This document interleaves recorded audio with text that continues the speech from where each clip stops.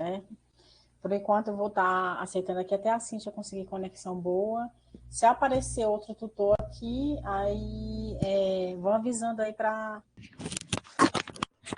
Opa, alguém aí? Manuel?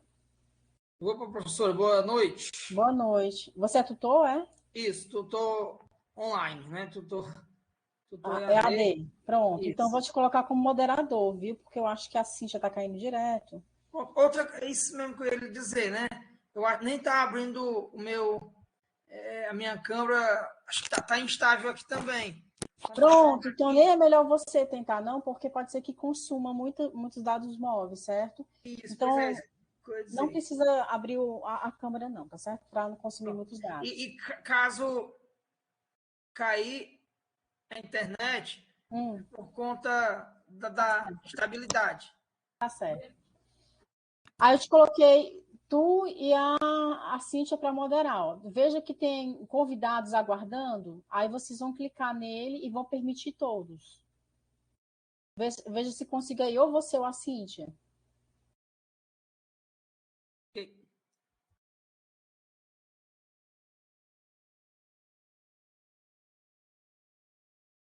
Permitir todos.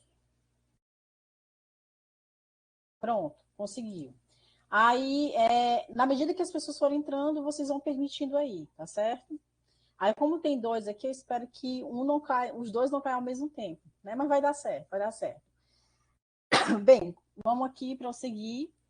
Então, o plano de comunicação de hoje, falar sobre as bases da informática na educação na formação do professor, né? Continuar essa parte da história das tecnologias da educação, mas com essa parte voltada para a formação de professor, que começou alguma coisa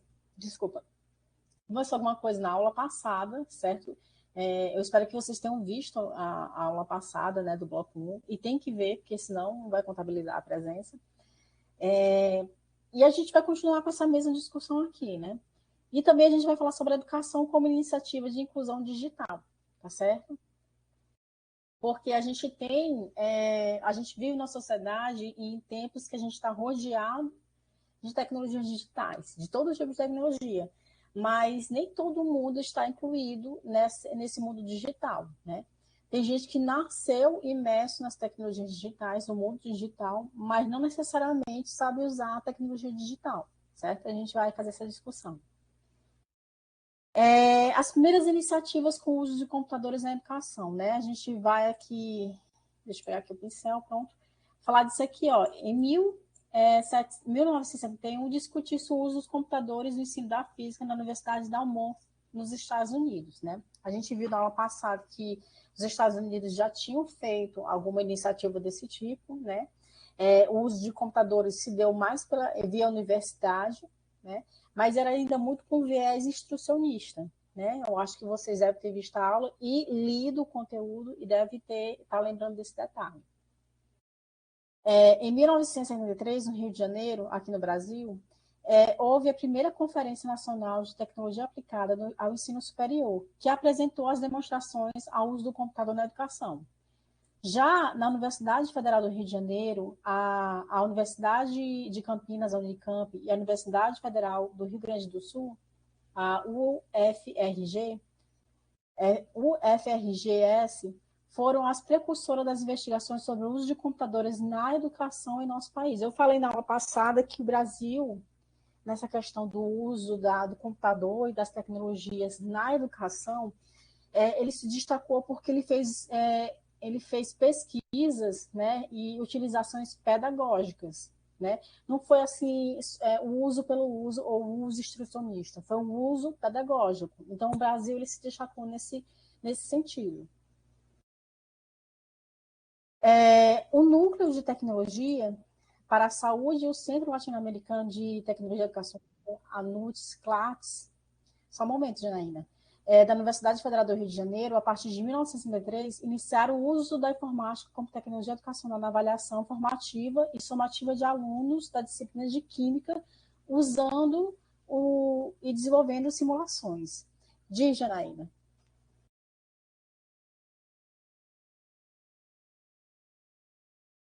Pode falar, Janaína. É só tu clicar aí no teu microfone.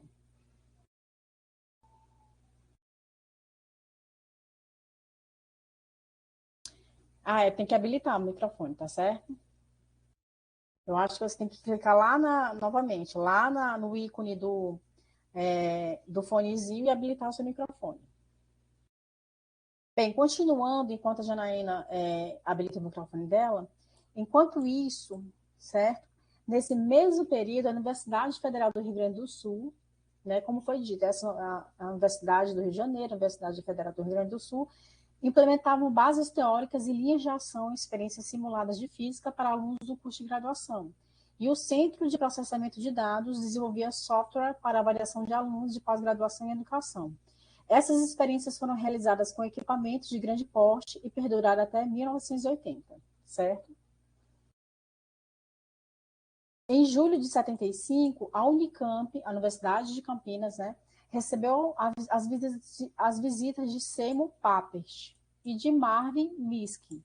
Seymour Papert é um nome muito importante na área de informática e educação, certo? Porque ele foi um desenvolvedor de uma linguagem, vocês vão ver já, de uma linguagem de programação bem instrucionista e, assim, própria para um público mais jovem, mais infantil, né?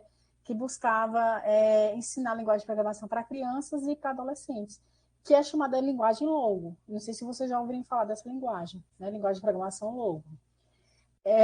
Tanto o Seymour como o Marvin, eles foram criadores de uma nova perspectiva em inteligência artificial, que trouxeram à universidade sua contribuição técnica internacional.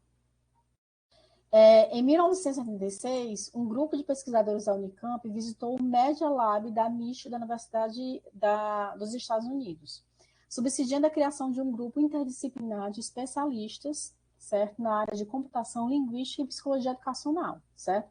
Gerando as primeiras investigações sobre o uso de computadores na educação com o uso da linguagem Logo. A linguagem Logo, como já falei, foi desenvolvida pelo Seymour Papert, certo?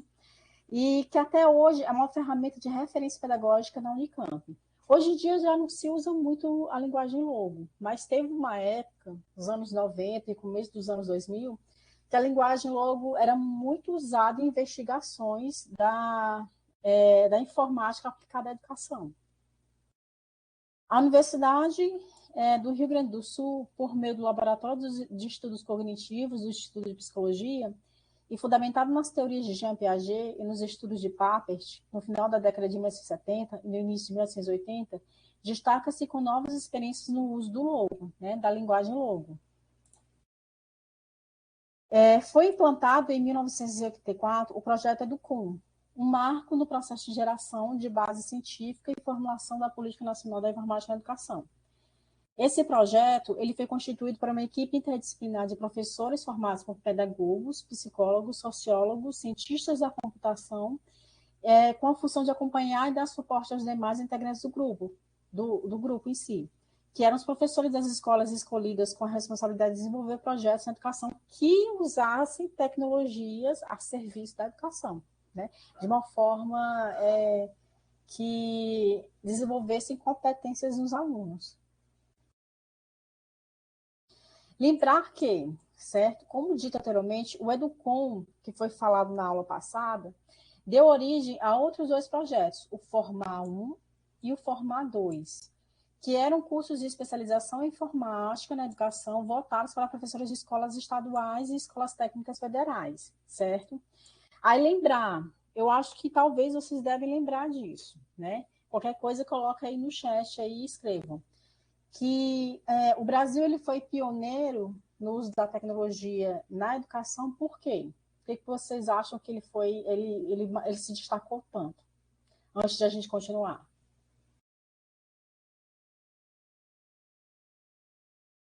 O que vocês acham assim, que foi o destaque? Eu falei isso na aula passada em relação à França e em relação aos Estados Unidos. O Brasil teve esse destaque do uso da informática na educação.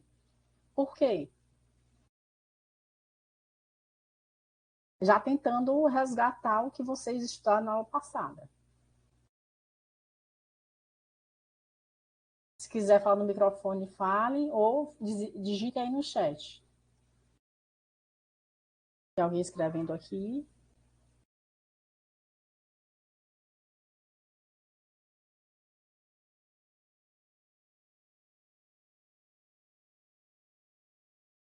eu só ver aqui quem tá escrevendo.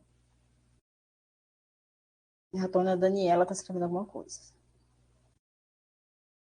Do ensino-aprendizagem, certo? Mas teve uma característica a mais que eu achei assim que é super importante. Para quem lê o material, né? E para quem viu a videoaula, ali é o resumo do material, teve uma característica importante. Não era só os pesquisadores que estavam investigando o uso da informática na educação, né? Houve um detalhe a mais que hoje a gente sabe que vamos dizer assim, é um elo importante na educação, né? Que é justamente considerar o professor da educação básica, certo? Esses projetos, Formar 1, Formar 2, consideraram aquele que estava na ponta, certo? Quem está no chão da sala de aula do ensino básico, do Fundamental 1, do Fundamental 2 e do ensino médio. Porque só quem está em sala de aula sabe vamos assim dizer, das dificuldades de se dar aula, né, com aquela heterogeneidade de alunos, né, aquela diversidade de alunos, e sabe quais são as dificuldades de se utilizar uma ferramenta, que naquela época era uma ferramenta nova, que era o computador, em suas aulas. Então, uma coisa que foi assim bacana, né, de se ressaltar é que essas pesquisas da informática na educação, de tecnologias na educação, consideraram o professor da sala de aula, ouviram o professor da sala de aula, né, da sala de aula do ensino básico, que é importante. É eles que sabem todas as dificuldades que o ensino básico traz e do ensino-aprendizagem para com seus alunos. Santana colocou aqui, professora, eu vou assistir a sua aula depois do vídeo, porque tá certo. Tá bom, tá certo, tudo bem. Bem, continuando, e também deu origem a alguns centros importantes que eu acho que foi citado na aula passada, que é o Centro de Informática, certo, da Educação Superior, o CIES, Centro de Informática na Educação de Primeiro e Segundo Graus, o CIED, e o Centro de Informática na Educação Técnica, o CIED. Lembrar, primeiro e segundo graus é o que hoje equivale a ensino fundamental e ensino médio. E hoje a educação técnica são os institutos federais. Falando um pouco mais sobre cada um, sobre o CIED. Os CIEDs se configuram em ambientes de aprendizagem informatizados, integrados no âmbito estadual, com a função de coordenar a implantação de outros centros, capacitar recursos humanos e exercer atribuições administrativas de propagação de multiplicadores da tecnologia da informática para as escolas públicas brasileiras. Ainda tivemos um importante programa na área de informática na educação no Brasil, certo? No caso, em 1989, foi criado o Programa Nacional de Informática Educativa, o PRONIF, que tinha o objetivo de desenvolver a informática educativa no Brasil através de projetos e atividades apoiados em fundamentação pedagógica. E quais foram os principais fatos que marcaram a educação... E quais foram os principais fatos que marcaram a informática educativa na formação de professores no Brasil? É o que a gente vai tentar agora responder. Aí aqui eu vou trazer uma série de fatos, certo? Aqui era para ter animação, né? Só que, como não funciona direito aqui o PowerPoint, então tá em PDF e vou estar destacando aqui de um por um. Deixa eu até mudar aqui de cor. Vou colocar um azulzinho, pronto. Em agosto de 1981, não foi. Em agosto de 1981, houve o primeiro seminário de informática na educação, certo? O primeiro evento acadêmico sobre fazendo uma discussão sobre a inserção da informática dos computadores na educação brasileira. Em dezembro de 81, houve a aprovação do documento Subsídios para a implantação do Programa de Informática na Educação. Em agosto de 82, houve o segundo Seminário Nacional de Informática na Educação, que foi realizado na Universidade Federal da Bahia. Em janeiro de 83, houve a criação da Comissão Especial número 11 de Informática na Educação, que foi uma portaria importante, né, para se fazer estudos e projetos relacionados à inserção da informática na educação. Em julho de 83, houve a publicação do documento Diretrizes para estabelecimento da política de informática no setor da educação, cultura e desporto. Em agosto de 83, houve a publicação do comunicado do SEI, né, solicitando a apresentação de projetos para a implantação de centros pilotos junto às universidades. Em março de 84, houve a aprovação do regimento interno do Centro de Informática Educativa e, em julho de 84, a assinatura do protocolo de intenções do MEC para a implantação dos centros pilotos de delegação da competência ao Cinifor. E ainda nessa época, houve a expedição do comunicado do SEI número 19, informando sobre projetos selecionados que eram relacionados àquelas universidades que eu falei anteriormente, né? A Federal do Rio Grande do Sul, a Federal do Rio de Janeiro, agora inserido também a Federal de Minas Gerais, a Federal de Pelotas e, novamente, a Unicamp, que é a estadual de Campinas. Em agosto de 85, a aprovação do novo regimento interno do Cenifor. Em setembro de 85, a aprovação do Plano Setorial Implantação Informática pelo CONI-PR. Em fevereiro de 86, criação do Comitê Assessor de Informática e Educação de primeiro e segundo graus. E abril de 86, a aprovação do Programa de Ação Imediata de Informática na Educação. Em maio de 86, coordenação e supervisão técnica do projeto EduCom é transferida para o CIF-MEC. Julho de 86, instituição do primeiro concurso nacional de software educacional da Comissão de Avaliação do projeto EduCom. Abril de 87, extinção do CAI-PCEPS e a criação do CAIE-MEC. Junho de 87, implantação do projeto Formal 1, cursos de especialização em informática na educação. Julho de 87, lançamento do segundo concurso nacional de software educacional.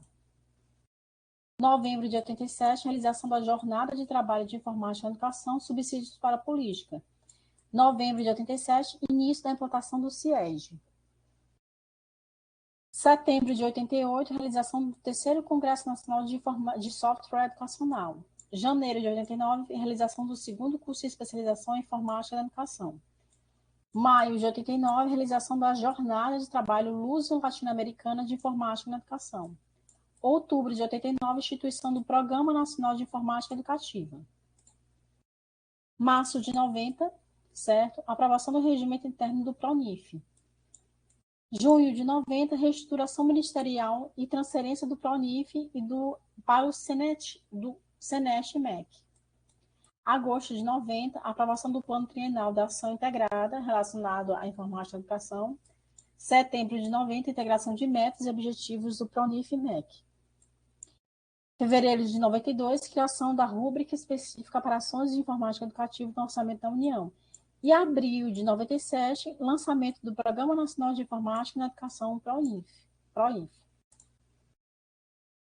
Agora que a gente tem essa parte que falava sobre a formação do professor, né, que a gente finaliza mais essa parte da história da informática na educação, a gente agora vai falar sobre a educação como iniciativa de inclusão digital, certo?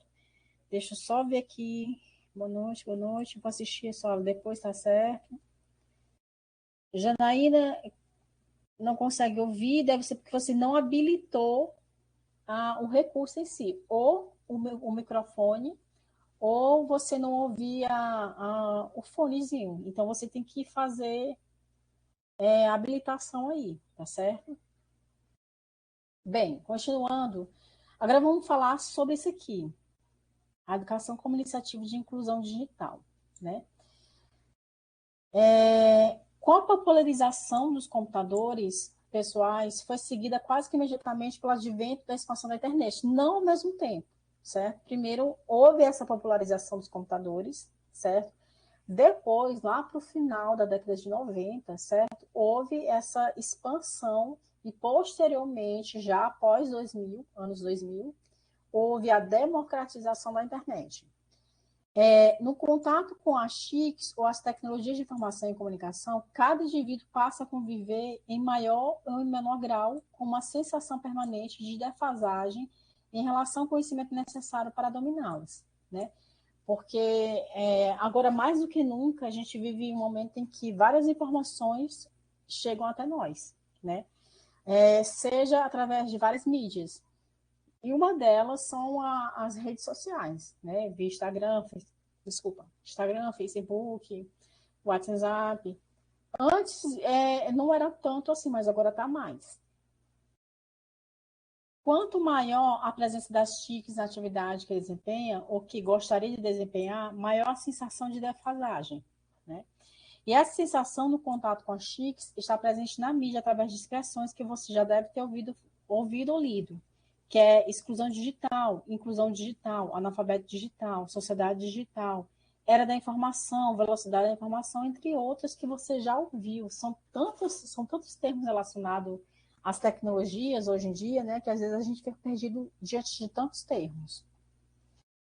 Mas o que é inclusão digital? O que é estar incluído digitalmente? Né? Quem gostaria de arriscar assim, dizer, inclusão digital é isso aqui. Né? Eu acho que estar incluído digitalmente se dá por tais processos. O que vocês acham? Arrisquem aí no chat ou no microfone.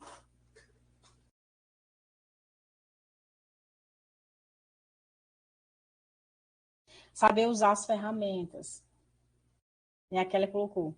Que todos tenham acesso. Às vezes todos têm acesso, mas não sabem usar as ferramentas, né? Que a gente vai discutir aqui. Alguém mais quer palpitar alguma coisa?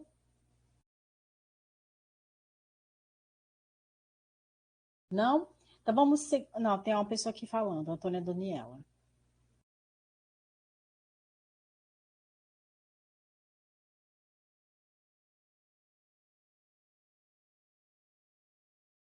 Não, a Daniela não quis não falar mais não. Pronto, vamos seguir então.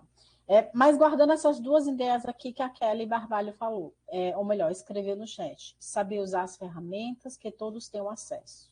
Né? Será que todos têm acesso? E aqueles que têm acesso, sabem usar essas ferramentas direito? Né? Vamos aqui, vamos para essa discussão. Primeiro, segundo o Cruz 2004, a inclusão digital pode ser definida, aí vejam só a definição que ele traz, como sendo a aplicação da TIC, das tecnologias de informação e comunicação, a processos que contribuem para o fortalecimento das atividades econômicas, da capacidade de organização, do nível nacional, da autoestima dos indivíduos e de suas comunidades, na comunicação entre comunidades e dessas com suas entidades e os serviços locais, com o objetivo de obter qualidade de vida. Alguém levantou a mão, Francisco Antônio. Quer falar alguma coisa, Francisco? Boa noite, professor. Tá me ouvindo? Estou ouvindo. Boa noite. Estou ouvindo. Estou ouvindo. Eu não liguei minha câmera aqui, não liguei não. Não, era a pergunta anterior e quando eu fui levantar a mão aqui, levantei depois. Sobre o indivíduo estar inserido ou não digitalmente, eu acredito que ele tenha que ter como o assunto aí é sobre a computação, eu acredito que o indivíduo tenha que ter a máquina, né, que é o computador, e o pleno domínio de conhecimento sobre ela, né, para poder utilizar. Uhum.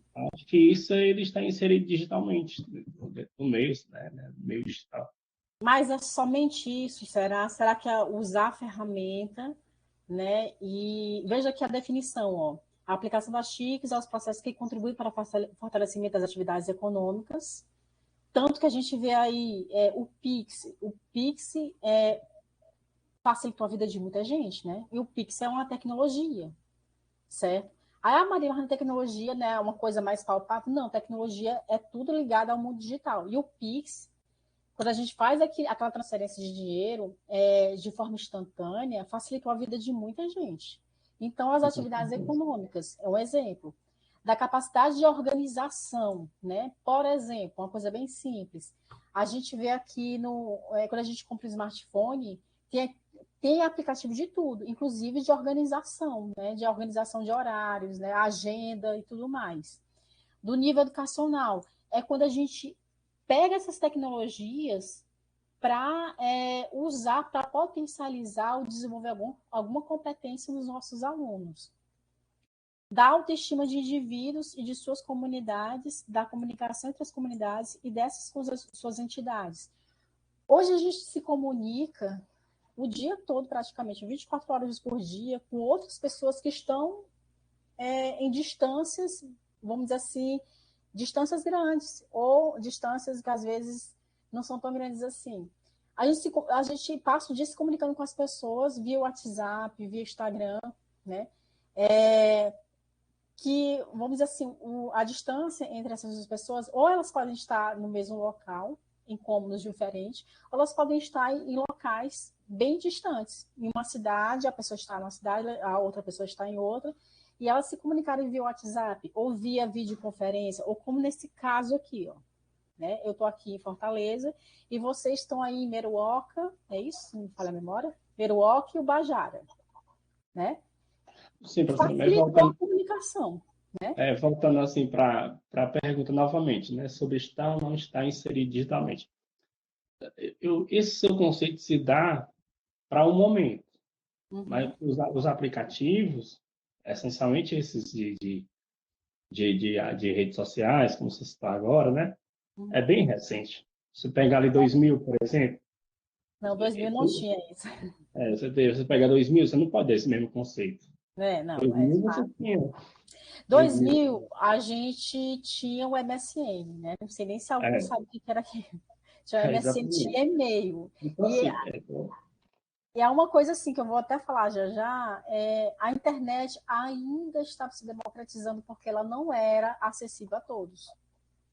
Acho justamente, década de 80, por exemplo, só os militares, a comunidade científica da época tinha acesso, estava lá no texto. exatamente, exatamente. Então, Essa ideia de popularizar, democratizar, massificar a ferramenta digital, computador, smartphone, depois smartphone, né? Porque houve uma primeira era de celulares.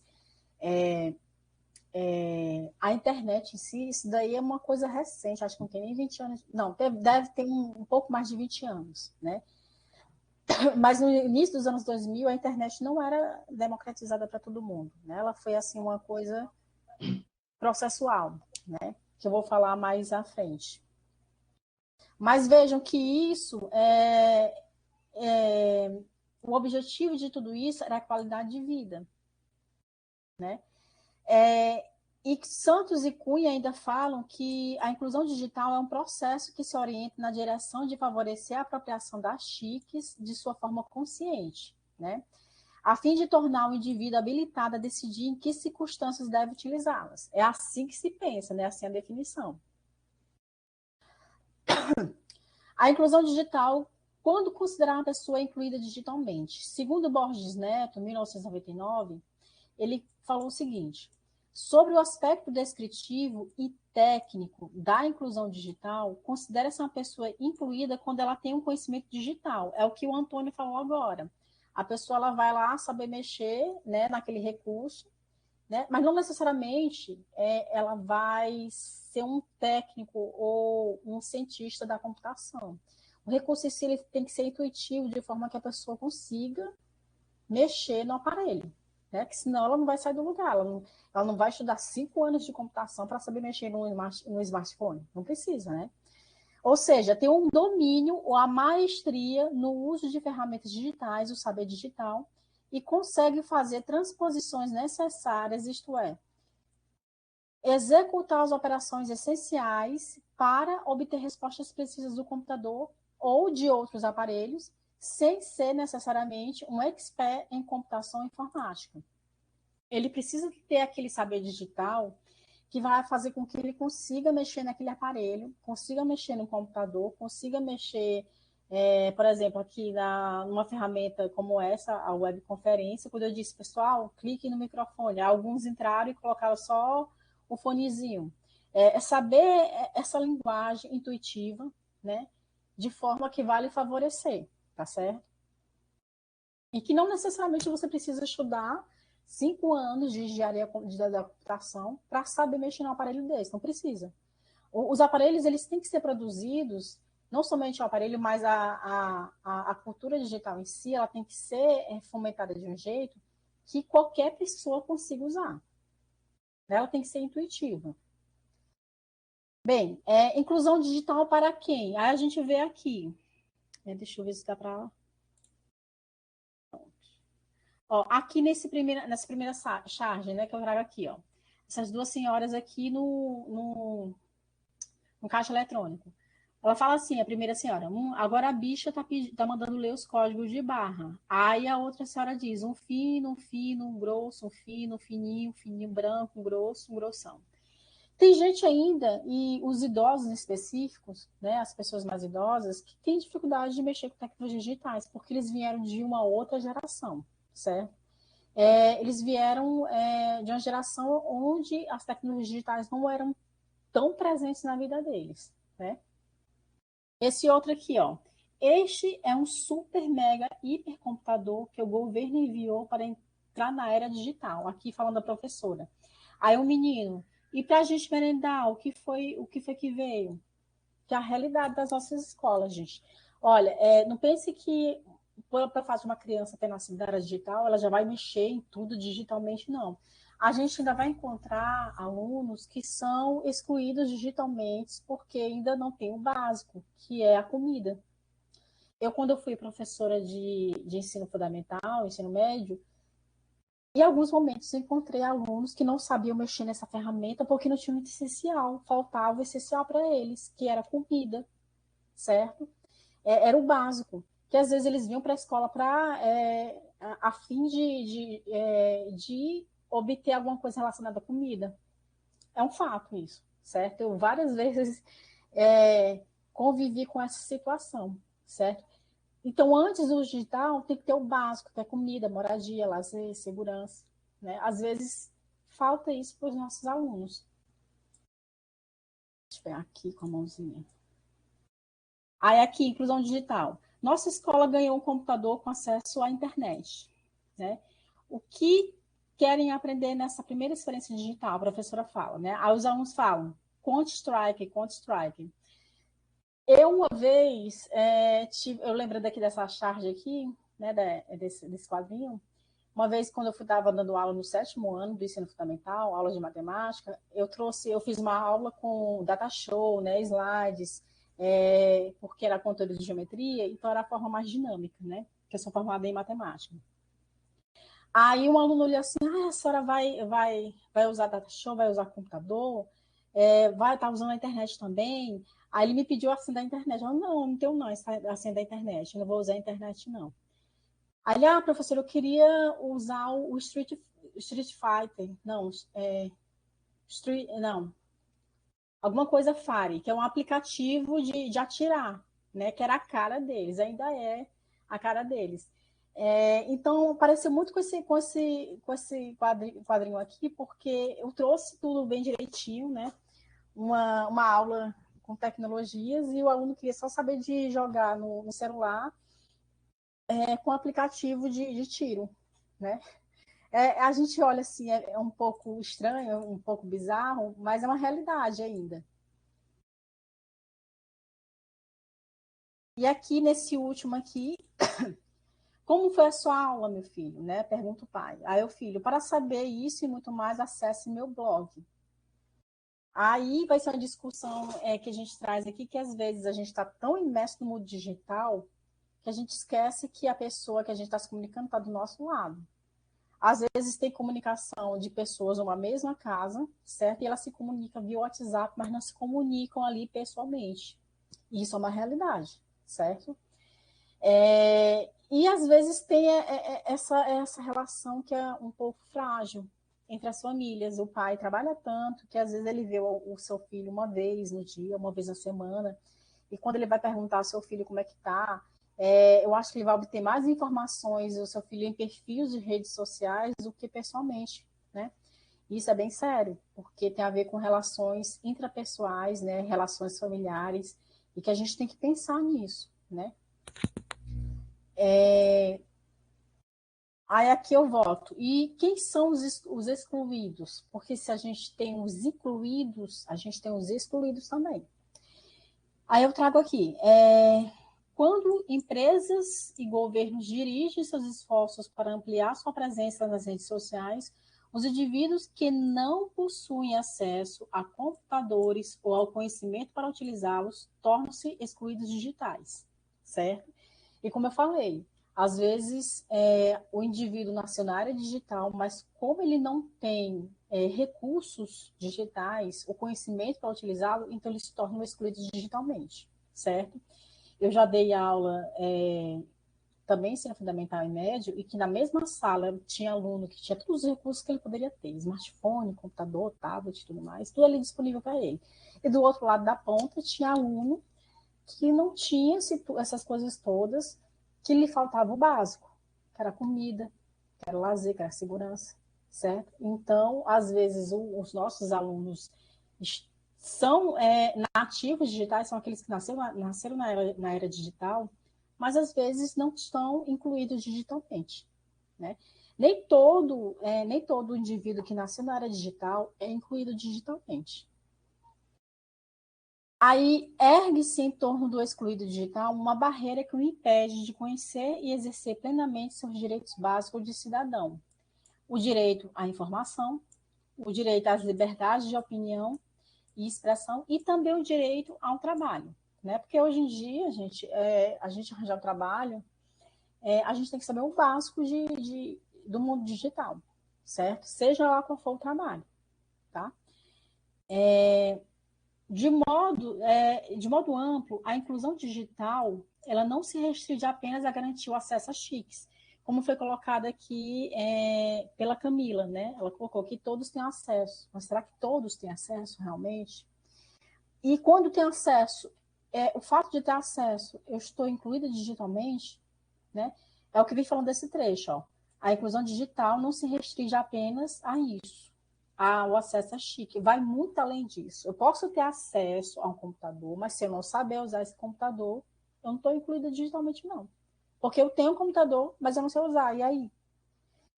É preciso desenvolver competências para utilizá-las de modo efetivo como ferramentas que ampliam a participação social e a comunicação do indivíduo com a coletividade, né?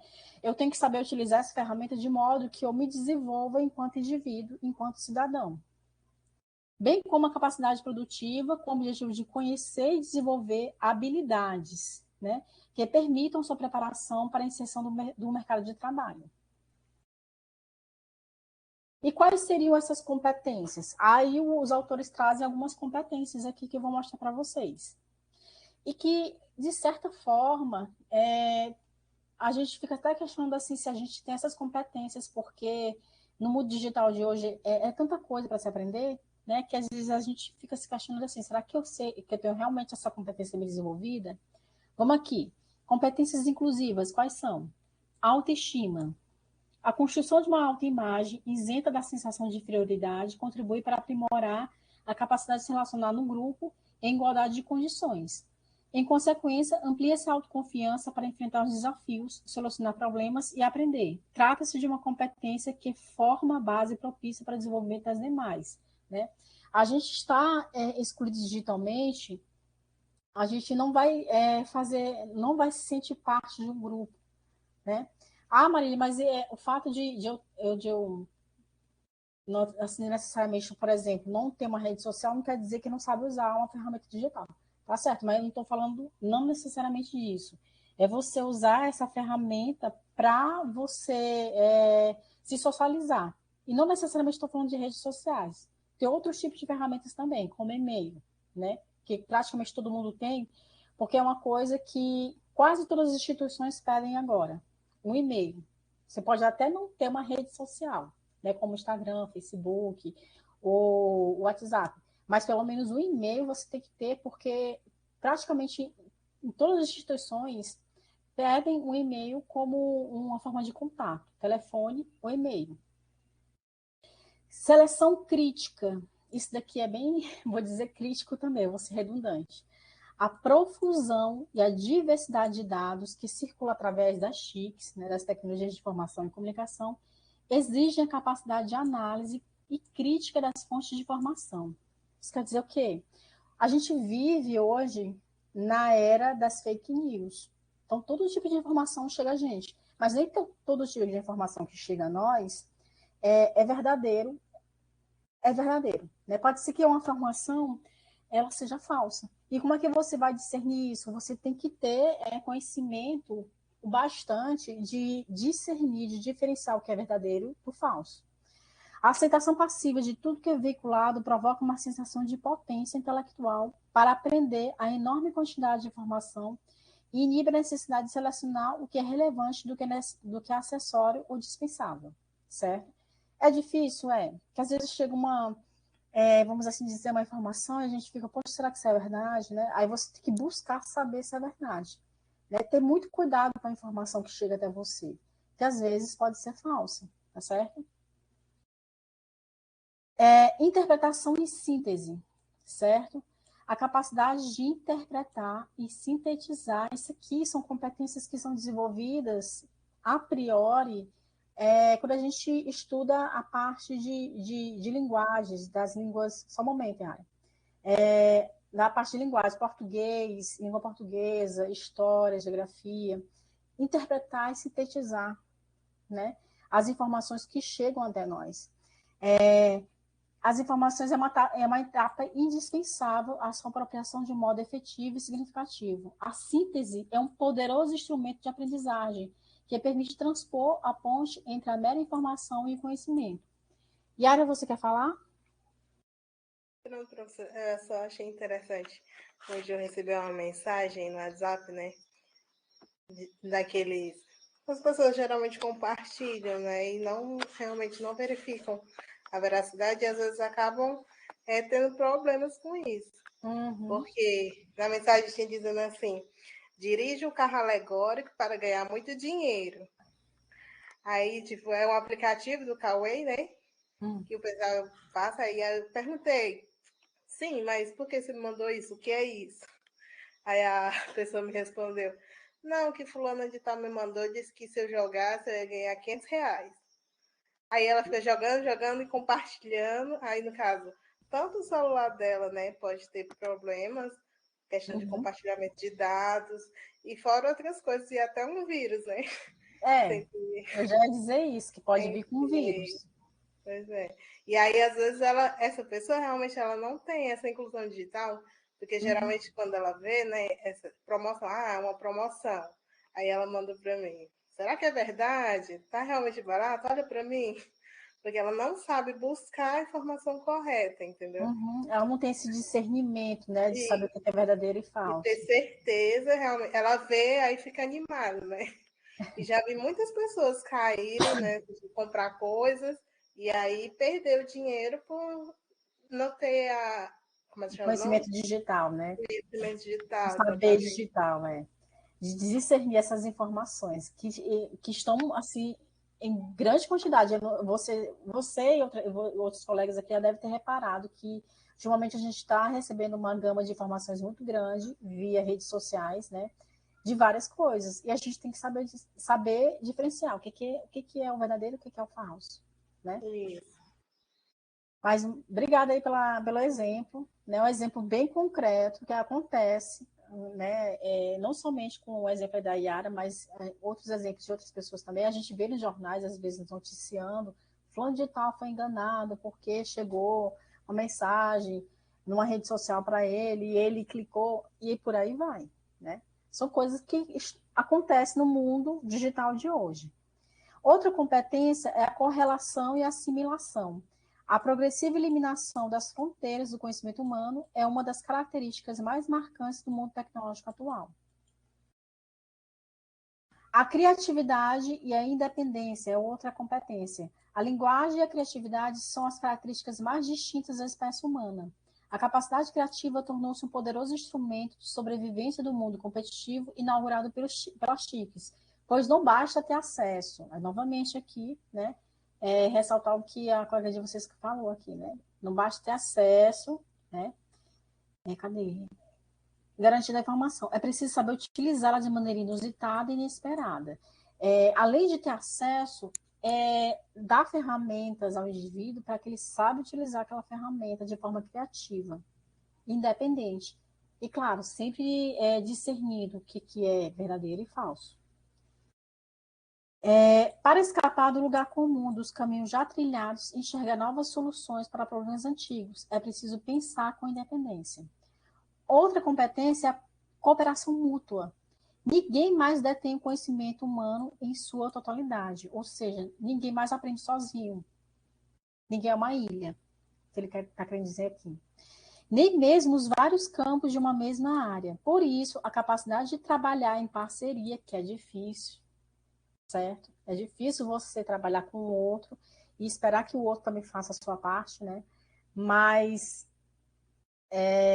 aqui vem a capacidade da cooperação mútua, é você trabalhar em parceria, cooperando um com os outros, é a condição necessária para se manter atualizado, enfrentar desafios, desenvolver a solidariedade e solucionar problemas. Autoavaliação, que é uma outra competência, né, que a gente de vez em quando tem que fazer, certo? Porque ninguém é perfeito, né? A gente erra, a gente acerta, e a gente tem que estar sempre se autoavaliando, o que deu errado, o que deu certo, o que eu posso me aperfeiçoar. Bem, a autoavaliação é a capacidade de aprender e de se autoavaliar em todas as esferas da vida afetiva, emocional e profissional, certo? Contribui para o aperfeiçoamento pessoal, ético e traz melhorias para a autoimagem. A capacidade de autoavaliar permite lidar melhor com as limitações e eliminar a visão negativa associada ao erro.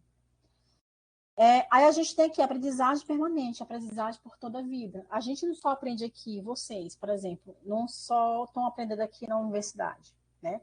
Depois que vocês terminarem a faculdade, vocês vão querer aprender mais coisas e vão buscar mais conhecimento. Então, é a aprendizagem para o resto da vida, sempre buscando aprender mais.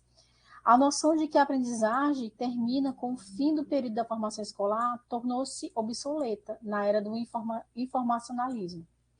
Desenvolver a capacidade de aprender sozinho, em grupo e em todas as oportunidades que se apresentem é condição para se manter como incluído digitalmente, porque você aprende com o outro.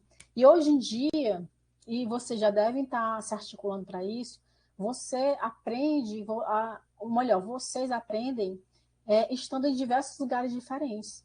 Por exemplo, se tiver um conteúdo que vocês possam estudar em grupo, vocês não necessariamente precisam ir para um espaço físico, vocês podem fazer isso através de uma webconferência, como o Google Meet, né? Vocês se encontram e estudam em grupo, né? E produzem mais, se tiverem foco, é claro.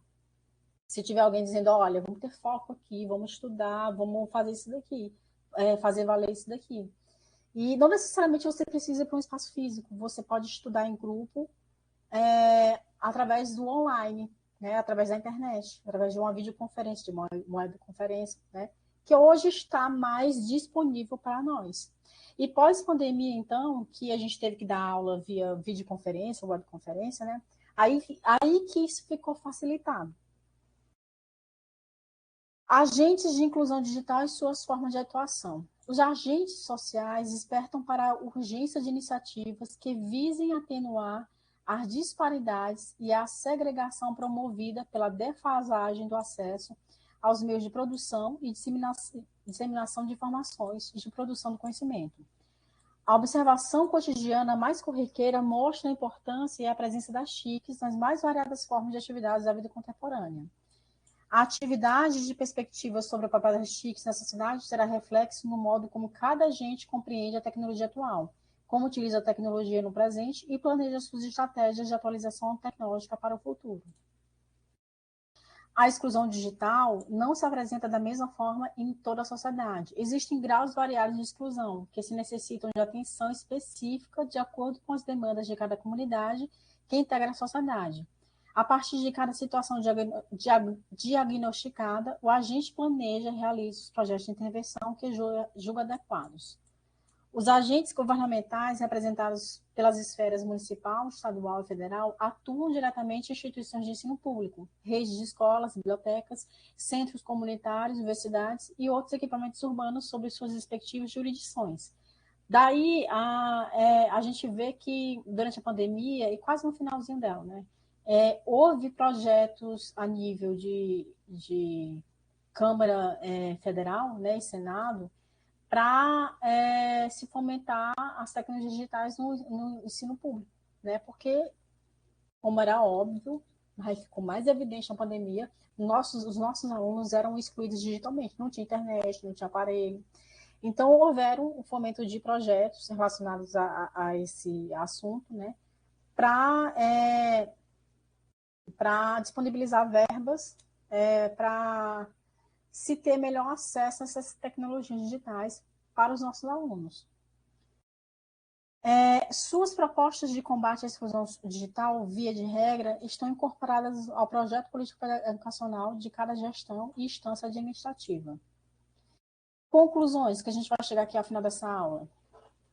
Promover e ampliar a inclusão digital é uma tarefa que mobiliza os mais amplos setores da sociedade civil organizada e inscreve-se nos esforços mais amplos de reduzir a exclusão social.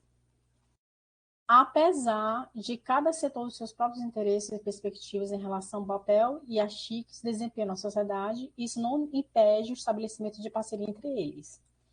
E apesar dessas iniciativas e da participação de voluntários, qualquer projeto de inclusão digital só cumpre sua finalidade quando se orienta por diretrizes educacionais mais amplas, que incorporem a tomada de consciência de que a aprendizagem, ou seja, ou não em relação à tecnologia, não se esgota na escola, mas se estende ao longo de toda a vida.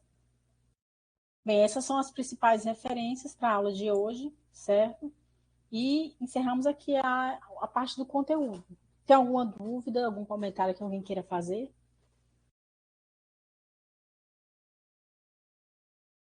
Não? Alguma coisa? Um comentário, professora, que eu tenho ainda sobre essa questão dos nativos digitais. Uma coisa que eu sempre assim me preocupei com esse conceito. Bom, o que seriam os nativos digitais? Essa galera que nasceu em meio ao aparecimento, vamos dizer assim, desses aplicativos cada vez assim mais intuitivos. Aí eles olham para trás, olham para nós, professores do século passado, que nós somos professores do século passado, mas nós somos professores do século passado que dominava o uso da ferramenta, o computador mesmo. Você ligava o computador secão lá, ali em 98, eu trabalhava com o Windows 98, tu rezava para não faltar energia, para tu não perder teus trabalhos, né? E quando chegou ali o ano 2000, o Windows Millennium, que a gente achou que seria a revolução da informática, não foi, né? Se tiver algum técnico aí que quiser conversar sobre o assunto, a gente pode conversar. E depois veio o XP, o Windows, que foi, eu posso dizer que foi o berço da revolução da computação em si, foi o aparecimento do Windows XP. Enfim, aí o que eu quero dizer é que o pessoal que vier assim que são considerados nativos digitais, tira das mãos deles, por exemplo, o celular que tem o Instagram, que tem, por exemplo, o antigo Facebook, como pode-se dizer, né? Eles não sabem manusear nada, nada. Não dominam o básico de uma máquina, o computador, que é o pacote Office, que é, por exemplo, ir lá no Office, abrir o PowerPoint, fazer slide, não tem o domínio básico de um editor de texto, não sabe a noção da importância de um Excel, por exemplo. Aí dessa minha preocupação com um conceito tão amplo que se dá a essa geração aí dita como nativos digitais, que ainda precisa muito, aprender muito, né? Porque o domínio deles é desses aplicativos que eu estou falando, né? Não tem esse conhecimento mesmo, que eles acham que sabem. Eles acham que sabem. Uhum. Acredito. Tanto que a gente já recebe alunos a nível de universidade que tem grande dificuldade de leitura, de interpretação, porque assim, não são fomentados a isso, né? Isso, e antes era muito comum a oferta de curso de computação, muito, é verdade. Inclusive eu tive, na época, acho que era final dos anos 90, eu fiz um curso de computação para fazer esse básico, para ensinar esse básico, né, de como mexer no Excel, abrir computador, fazer algum texto no Word. A gente tinha, verdade, Ara. Mas deixa eu te falar uma coisa, Francisco. Tu nasceu quando? Em 1980, 1970? 81. 81?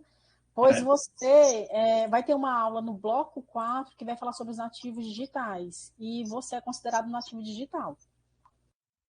Se não me falha a memória aqui. Né, que eu estava até vendo aqui. Tem os períodos, né? Aqui, migrante. Só que assim, quando a gente está na sala de aula, a gente brinca assim com os alunos.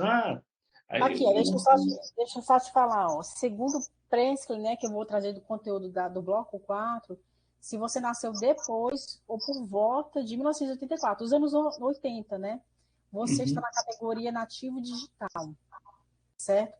Hoje, os nossos alunos ainda estão muito mais imersos, muito mais do que a gente. Eu nasci em 1986, certo? Eu sou considerada nativo digital. Mas hoje eu sei que os meus alunos estão muito mais imersos do que a gente, né?